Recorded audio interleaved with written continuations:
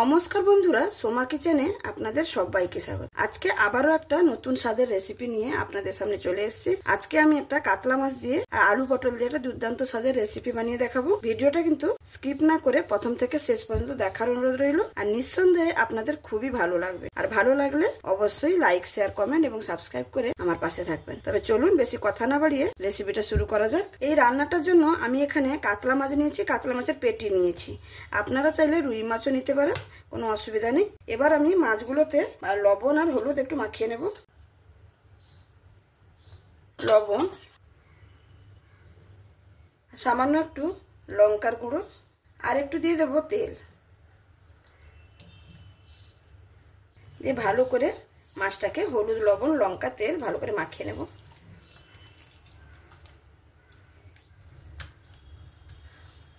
মাছটাতে সুন্দর করে হলুদ লবণটা ভালো করে মাখিয়ে নিয়েছি। এটা সাইডে রেখে একটা মশলা করে নেব। এখানে আমি আর মশলাটা করে নেওয়ার জন্য একটা মিক্সারের জার নিয়ে নিয়েছি। তাতে দিয়ে দেবো কয়েক রসুন, আদা কুচি, 3টা কাঁচা লঙ্কা, পেঁয়াজ কুচি, টমেটো কুচি আর 1 মুঠো পরিমাণে একটু ধনে পাতা। এইগুলো সবকিছু একটু জল দিয়ে আমি ভালো করে মিহি পেস্ট করে নেব। মশলাটাকে একদম সুন্দর মিহি পেস্ট করে নিয়েছি। দেখুন, এখানে আমার সমস্ত কিছু গোছানো হয়ে গেল। আমি এবার রান্নার কাছে চলে যাব। রান্নার জন্য এখানে একটা কড়াই বসিয়ে নিয়েছি আর কড়াইতে তেল দিয়ে দেবো মাছটা ভেজে নেওয়ার জন্য। তেলটা সুন্দরভাবে গরম হয়ে গেছে। আমি একটু খুন্তির সাহায্যে কড়াইয়ের চারিদিকে ভালো করে একটু লাগিয়ে দিলাম। এবার আমি মাছটা ছেড়ে দেবো।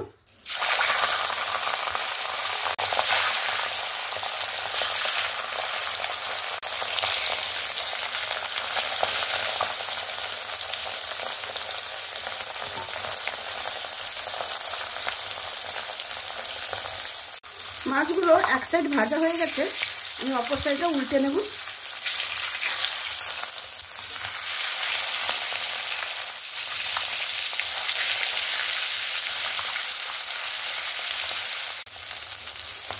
মাছটা আমার ভাজা হয়ে গেছে সুন্দরভাবে। 2 সাইড উল্টে পাল্টে একদম লাল লাল করে একটু ভেজে নিয়েছি। এবার তুলে নেব। মাছগুলো তো ভেজে তুলে নিলাম। এবার সবজিগুলো একটু ভেজে নেব। প্রথমে আমি পটলটা ভেজে নেব।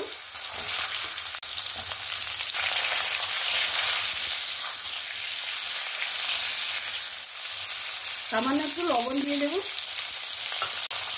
আর একটু হলুদ।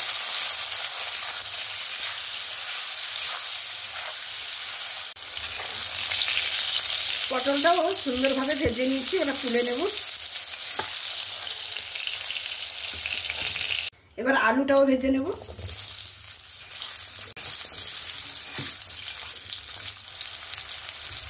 লবণ,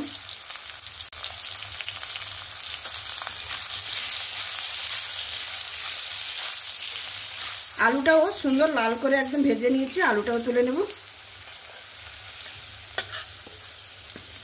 ওই কড়াইয়ের মধ্যেই আমি রান্নার জন্য আর সামান্য পরিমাণে একটু তেল দিয়ে দেব। তেলটা তো গরম হয়ে গেছে। এবার আমি ফোড়নে একটা তেজপাতা দিয়ে দেব আর সামান্য একটু জিরে।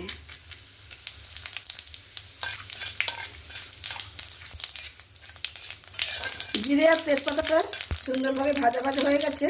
এবার আমি পেঁয়াজটা দিয়ে দেব, একই সঙ্গে টমেটোটাও দিয়ে দেব।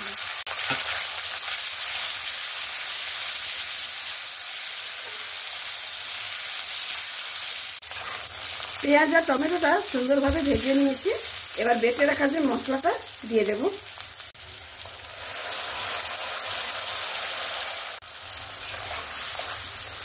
বেটে রাখা মশলাটা দিয়ে ভালো করে কষিয়ে নেব যতক্ষণ না মশলা থেকে কাঁচা গন্ধটা চলে যায় আর তেল ছাড়তে শুরু করে। মশলাটাকে 3-4 মিনিটের মতো একটু কষিয়ে নিয়েছি। এবার আমি এখানে কিছু গুঁড়ো মশলা দিয়ে দেব। পরিমাণ মতন হলুদ দিয়ে দেব, কাশ্মীরি লঙ্কার গুঁড়ো দিয়ে দেবো একটু ভালো কালারের জন্য। আমি এখানে কিন্তু ঝাল লঙ্কার গুঁড়ো ব্যবহার করব না, যেহেতু কাঁচা লঙ্কা বেটে দিয়েছি সেই জন্য ঝাল লঙ্কার গুঁড়ো ব্যবহার করব না। আর দিয়ে দেবো 1 চামচের মতো জিরে গুঁড়ো আর 1 চামচের মতন ধনে গুঁড়ো। গুঁড়ো মশলাগুলো দিয়েও ভালো করে কষিয়ে নেব আরও 5 মিনিট। এখানে আমি সামান্য সামান্য মশলা দিয়ে জল দিয়ে মশলাটাকে ভালো করে কষিয়ে নেব। যত সুন্দরভাবে মশলাটা কষানো হবে তত কিন্তু রান্নাটা খেতে ভালো লাগবে। এখানে মশলাটা সুন্দরভাবে কষিয়ে নিয়েছি। পরিমাণ মতো লবণ দিয়ে দেবো। লবণটা প্রথমে দিতে ভুলে গেছিলাম। আর দিয়ে দেবো সামান্য একটু চিনি। চিনিটা যে যার পছন্দ মতন ব্যবহার করতে পারেন। আপনারা যদি কেউ না পছন্দ করেন তাহলে চিনিটা স্কিপ করে দেবেন।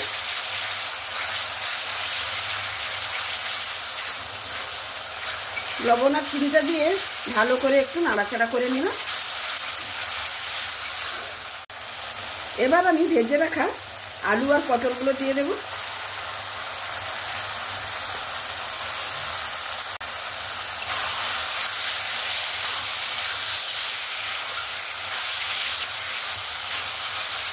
দিয়ে ভালো করে মশলার সঙ্গে আলু পটলটাকে মিক্স করে নেব। যত সুন্দরভাবে এখানে আলু পটলটাকে মিক্স করবেন তত কিন্তু ফ্লেভারটা সুন্দর যাবে আলু পটলের মধ্যে।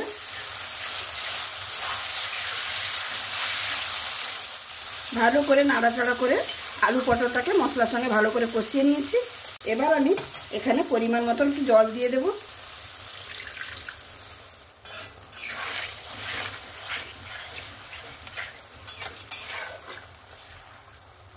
আর একটু জল দিয়ে দেব।